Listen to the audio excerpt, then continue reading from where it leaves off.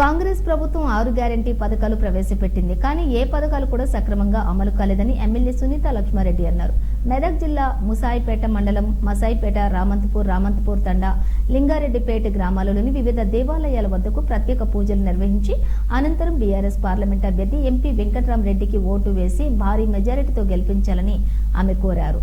కాంగ్రెస్ ప్రభుత్వం అధికారంలోకి వచ్చాక గ్యారెంటీ పథకాలు సక్రమంగా అమలు కావటం లేదని ఆమె మండిపడ్డారు. గత ప్రభుత్వంలోని ముఖ్యమంత్రి కేసీఆర్ ఎన్నో సంక్షేమ పథకాలు ప్రవేశపెట్టి రాష్ట్రాన్ని అభివృద్ధి చేశారని ఆమె అన్నారు.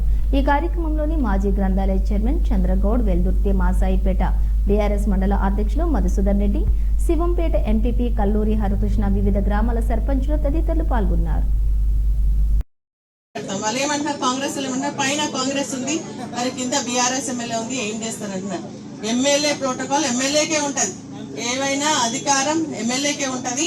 వాళ్ళు ఇయ్యకపోతే వాళ్ళ మెడలోంచైనా తీసుకొచ్చి మీ పనులు చేస్తారు.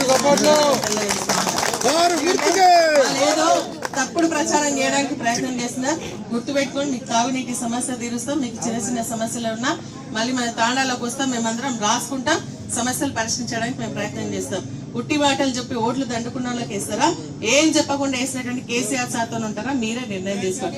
పని జరిగితే ఇప్పుడు కాంగ్రెస్ పార్టీ ప్రభుత్వం చెప్పిన హామీలని 6 గ్యారెంటీలని ఒక బస్సు ఒకటి మంచిగా అయిందమ్మా, అవునా కదా, ఒకటైంది. కానీ ఇక మిగిలిన ఏది కాలేదు. 6 గ్యారెంటీలు కంప్లీట్ చేసినాం అంటున్నారు.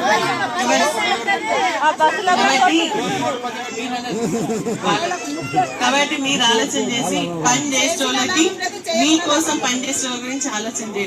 కేసీఆర్ గారు సార్ కాలు మూతం బాగుంది కాబట్టి మనకు పంటలే ఒక్క గుంట కూడా వదలకోకుండా పంటలు వేసుకున్నామా లేదా? ఈ రోజు సగం వేసుకున్నాం, ఉన్న సగంలో సగం ఎండిపోయింది.